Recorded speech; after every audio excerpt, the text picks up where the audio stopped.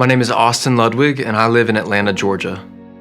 Foster care is this inseparable part of my life. I am a former foster youth myself, and very briefly, experienced a lot of brokenness in my childhood, trauma, abuse, a lot of instability.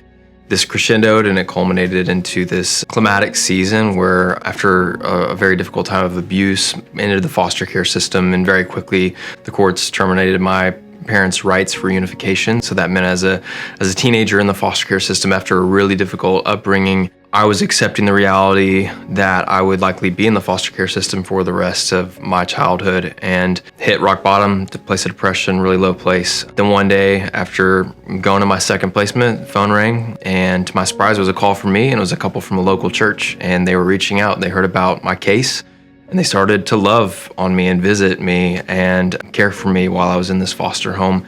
One thing led to another, and I ended up getting to move into a Christ-centered foster home to that same local church, where I finished out my time in foster care in a loving, safe, Christ-centered home. And then that was the start to my healing journey. My life was completely transformed, literally, by the gospel. I experienced James 1:27 before I even knew that there was a verse that existed. I literally had someone reach out to me in my foster home and visit me in my time of need when I was that child in need. As that healing journey continued, just having this opportunity to live in a Christ-centered home, being introduced to that, going into adulthood. I'm 18, freshman year of college, trying to figure out who I am, having a bit of a faith crisis of my own. Someone invited me to a local church on our campus, and one thing led to another, and I jumped into an incredible community, answered the call to pastoral ministry.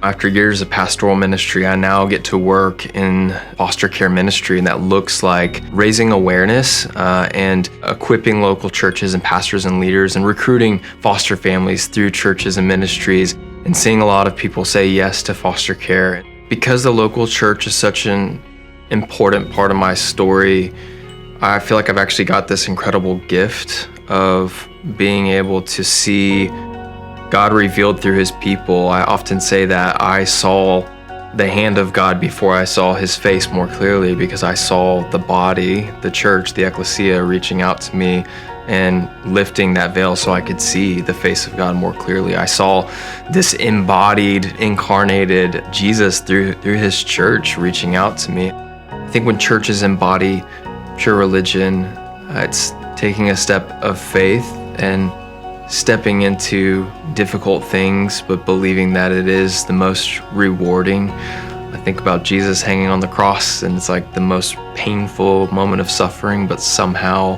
parallel to that, it's the greatest moment of purpose that he is fulfilling at the same exact time.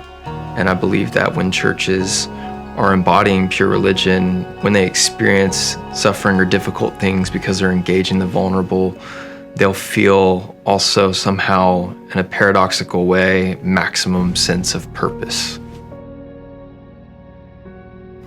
And that, to me, is pure religion.